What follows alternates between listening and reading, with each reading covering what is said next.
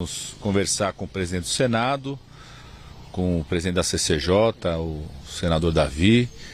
o líder do governo, Jacques Wagner, o líder do Congresso, o Randolph, e o relator da reforma tributária, o Eduardo Braga. Primeiro foi para fazer um agradecimento, porque nós conseguimos concluir a votação da reforma tributária ontem, concluir a regulamentação.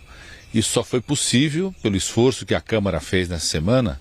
mas também pelo esforço feito pelo Senado na semana passada. Muita gente desconfiava que o Senado e o Congresso não iria terminar a regulamentação da reforma tributária esse ano. A gente sempre esteve muito confiante em relação a isso,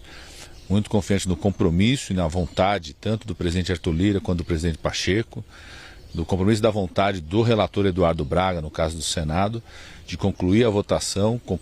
no Senado permitiu que a Câmara pudesse concluir sua votação. A gente veio conversar também, o Ministério da Fazenda, a equipe técnica do Ministério da Fazenda, a equipe técnica do Senado, a equipe técnica da Câmara, vão agora acompanhar a redação final do autógrafo, que foi finalizado ontem a votação, até ser encaminhado para o governo. Então, a nossa expectativa é a sanção dela acontecer até o final do mês de janeiro. Então, o primeiro motivo da nossa visita era esse, conversar e agradecer a aprovação da reforma tributária. Segundo ponto era reafirmar o compromisso que teve desde o começo do presidente do Senado, presidente da Câmara também, desse esforço concentrado nessa reta final para concluir a votação das medidas que consolidam o nosso marco fiscal e dão sustentabilidade para o crescimento. Vamos relatar o avanço das votações na Câmara dos Deputados, expectativa que possa continuar a votação hoje, tanto do marco fiscal quanto dos outros projetos que consolidam esse marco fiscal, e o Senado se preparar, discutir, para que a gente possa, ao chegar ao Senado, votar o mais rápido possível esses projetos e também a PEC. Então estamos confiantes que aquele compromisso firmado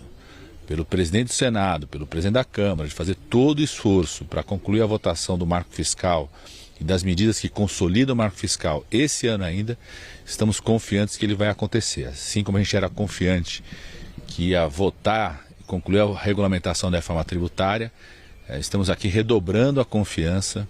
de que Câmara e Senado, Congresso Nacional, está fazendo tudo e fará absolutamente tudo desse esforço concentrado para concluir a votação desses três instrumentos que ajudam a consolidar o marco fiscal, tanto a PEC, quanto o projeto de lei complementar, quanto o projeto de lei ordinária. Vamos passar aqui o avanço que está tendo a votação na Câmara,